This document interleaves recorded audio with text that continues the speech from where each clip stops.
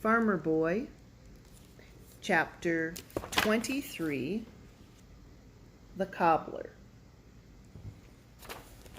Mother was worrying and scolding because the cobbler had not come.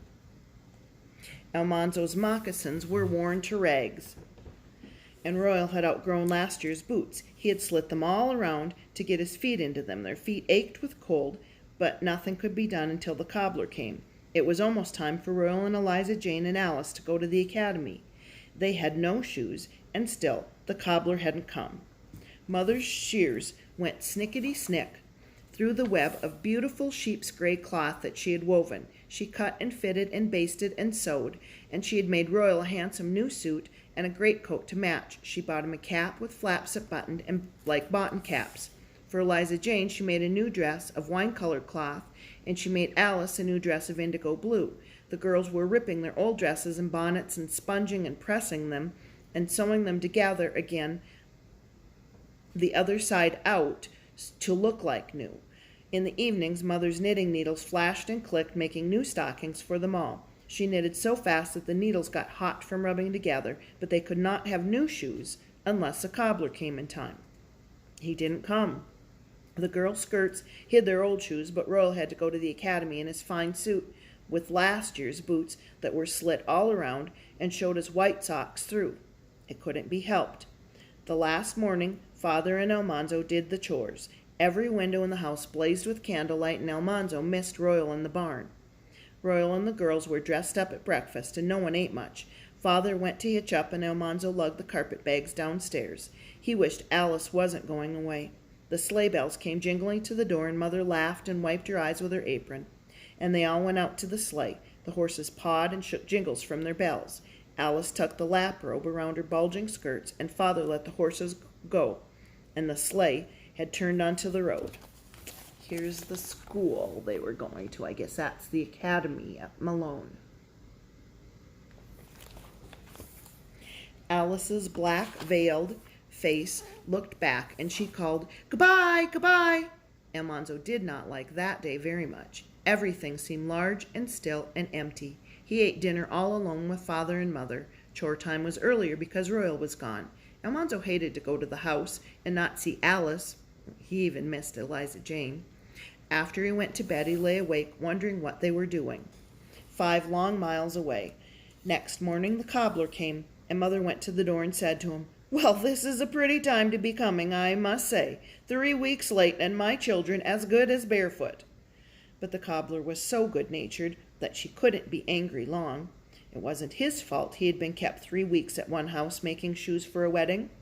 The cobbler was a fat, jolly man. His cheeks and stomach shook when he chuckled, and he set up his cobbler's bench in the kitchen, in the dining room by the window, and he opened his box of tools. Already he had Mother laughing at his jokes. Father brought last year's tanned hides, and he and the cobbler discussed them all morning. Dinner time was gay, and the cobbler told all the news. He praised Mother's cooking, and he told jokes until Father roared and Mother wiped her eyes. And then the cobbler asked Father what he should make first, and Father answered, "I guess you better begin with boots for Almanzo." Almanzo could hardly believe it. He had wanted boots for so long. He had thought he must wear moccasins until his feet stopped growing so fast. "You'll spoil the boy, James," Mother said. But Father answered, "He's big enough to wear boots now." Almanzo could hardly wait for the cobbler to begin. First, the cobbler looked at all the wood in the woodshed. He wanted a piece of maple, perfectly seasoned, with a straight, fine grain. When he found it, he took his small saw and he sawed off 2 thin slabs. One was exactly 1 inch thick and the other was half an inch thick. He measured and sawed their corners square. He took the slabs to his cobbler's bench and sat down and opened his box of tools. It was divided into little compartments, and every kind of cobbler's tool was neatly laid in them.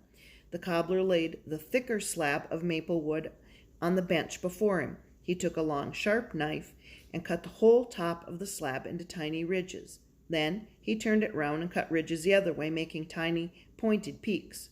He laid the edge of a thin, straight knife in the groove between the 2 ridges and gently tapped with a hammer, and a thin strip of wood split off, notched all on one side, and he moved the knife and he tapped it till the wood was in strips.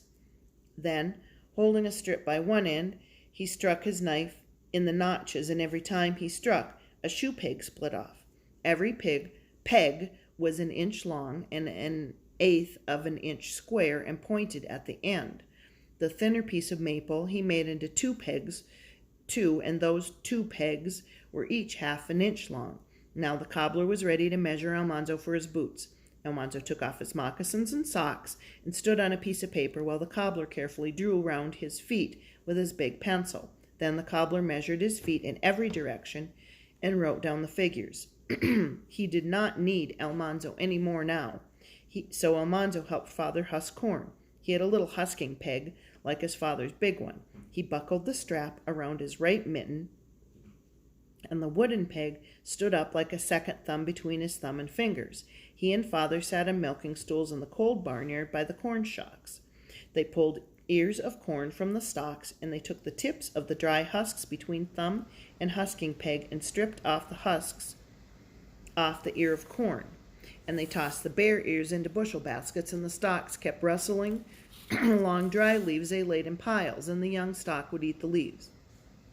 When they had husked all the corn they could reach, they hitched their stools forward and slowly worked their way deeper into the tasseled shocks of corn. Husks and stalks piled up behind them. Father emptied the full basket into the corn bins, and the bins were filling up. It was not very cold in the barnyard. The big barns broke the cold winds, and the dry snow shook off the corn stalks. Almanzo's feet were aching, but he thought of his new boots. He could hardly wait till supper to see what the cobbler had done. That day, the cobbler had whittled out 2 wooden lasts, just the shape of Almanzo's feet, and they fitted upside down over a tall peg on his bench, and they would come apart in halves. Next morning, the cobbler cut soles from the thick middle of the cowhide and the inner soles from the thinner leather near the edge, and he cut uppers from the softest leather, and then he waxed his thread. With his right hand, he pulled a length of linen thread across a wad of black cobbler's wax in his left palm, and he rolled the thread under his right palm down the front of his leather apron. Then he pulled and rolled it again. The wax made a crackling sound, and the cobbler's arms went in and out until the thread was a shiny black and stiff with wax. Then he laid a stiff hog bristle against each end of it, and he waxed and rolled till the bristles were waxed fast to the thread. At last he was ready to sew. He laid the upper pieces of one boot together, and he clamped them in a vise. The edges stuck up even and firm with his awl, and the cobbler punched a hole through them. He ran 2 bristles through the hole, one from each side, with his strong arms. He pulled the thread tight, and he bored another hole and ran the 2 bristles through it, and pulled the wax thread until it sank into the leather. That was 1 stitch. "Now that's a seam," he said. "Your feet won't get damp in my boots, even if you go wading in them. I never sewed a seam yet that wouldn't hold water." Stitch by stitch he sewed the uppers. When they were done, he laid the soles to soak in water overnight. The next morning he set one of the lasts on his peg and the sole up. He laid the leather inner sole on it. He drew the upper part of a boot down over it, and folding over the inner sole, there he laid the heavy sole on top, and there was a boot upside down on the last. The cobbler bored holes with his awl all around the edge of the sole. Into each hole he drove one of the short maple pegs, and he made a thicker heel and pegged it in place with long maple pegs, and then the boot was done. The damp soles had to dry overnight, and in the morning the cobbler took out the lasts with a rasp. He rubbed the inside ends of the pegs.